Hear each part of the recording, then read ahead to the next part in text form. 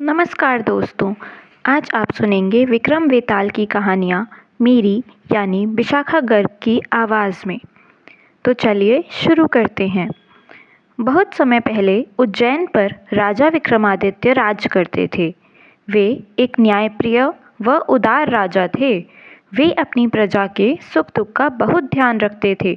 उनकी प्रजा उनसे अपार स्नेह रखती थी। उनके राज्य में चारों तरफ सुख शांति थी। एक दिन राजा विक्रमादित्य का दरबार लगा हुआ था। तभी एक साधु आया। उसके हाथ में एक शरीफा था। उसने चुपचाप वह शरीफा राजा को सौंपा और चला गया।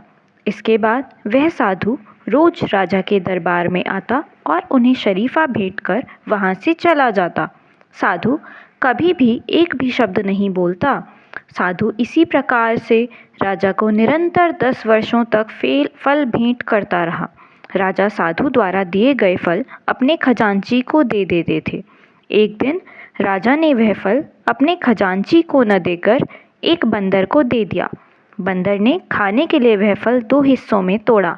तोड़ते ही उसके अंदर से एक कीमती रत्न निकला। राजा ने यह देखकर खजांची को बुलाया और पूछा, मैंने आपको जो फल दिए थे उनका आपने क्या किया?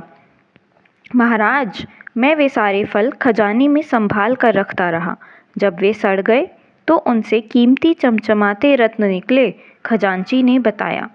खजांची की बात सुनकर राजा विक्रमादित्य सोच में डूब गए। अगले दिन जब वह साधु दरबार में आया तो राजा विक्रमादित्य ने पूछा, हे महाराज, आप पिछले 10 सालों से मुझे कीमती रत्न भेंट कर रहे हैं। आपने कभी कुछ नहीं कहा, लेकिन मैं जानना चाहता हूँ कि आपने ऐसा क्यों किया? साधु ने इस बार अपना मौन तोड़ते हुए कहा, राजन, मैं एक अनुष्ठान कर रहा हूँ। मुझे उस अनुष्ठान को पूरा करने के लिए आप जैसे वीर और साहसी व्यक्ति की आवश्यकता है। मैं चाहता हूँ कि आप मेरे अनुष्ठान को पूरा करने में मेरी मदद करें। मैं आपको वचन देता हूँ कि मैं आपकी सहायता अवश्य करूँगा। कहिए, मेरे लिए क्या आज्ञा है? राजा विक्रमादित्य ने पूछा। राजन, आज से ठीक 1 सप्ताह बाद अमावस्या है। उस दिन मैं शमशान के बीचों बीच स्थित बरगद के पेड़ के नीचे आपकी प्रतीक्षा करूँगा। तभी आपको बताऊँगा कि आपको क्या करना है।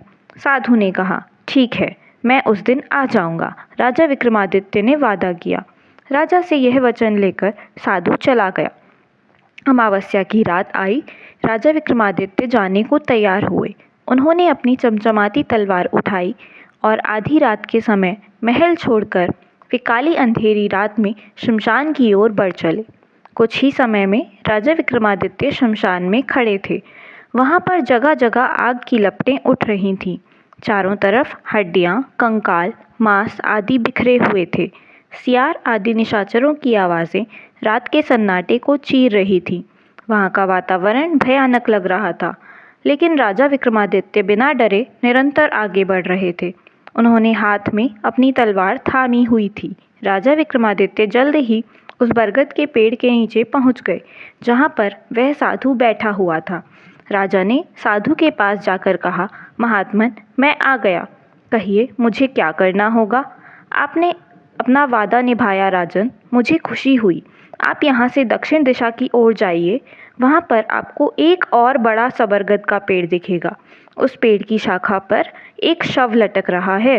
आपको उस शव को पेड़ से उतारकर मेरे पास लाना होगा, तभी मेरा अनुष्ठान पूरा होगा। उसके बिना तो मैं कोई अनुष्ठान करने की सोच भी नहीं सकता, साधु ने कहा।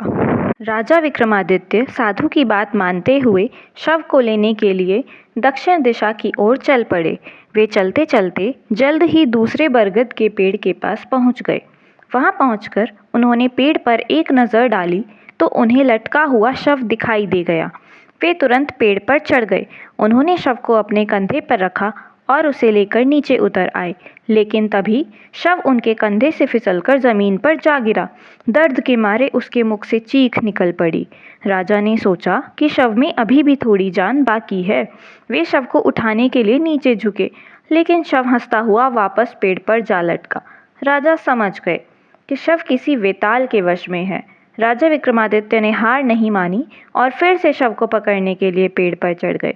उन्होंने फिर उसे उतारा और कंधे पर लेकर चल पड़े। वे कुछ ही कदम चले होंगे कि वेताल ने बोलना शुरू कर दिया। वह बोला, राजन, तुमने मुझे पेड़ से उतारने में बहुत मेहनत की है। तुम थक गए होगे। चलो, तुम्हारी थकान मिटाने के लिए मैं तुम्हें एक कहानी सुनाता हूँ, परंतु ध्यान रखना कि बोलना मत। यदि तुमने अपना मुंह खोला तो मैं उड़कर वापस पेड़ पर लटक जाऊंगा। राजा विक्रमादित्य ने कुछ नहीं कहा। तो कैसी लगी आपको आज की ये कहानी? और इसकी जो कहानियाँ जो वेताल ने राजा विक्रमादित्य को सुनाई, वो आगे आने वाले पार्ट्स में मैं कवर करूँगी। तब तक के लिए आप चैनल को लाइक करिए, कहानी को शेयर करिए और सब्सक्राइब करिए। तब तक के लिए आप स्टोरी को लाइक करिए, चैनल को सब्सक्राइब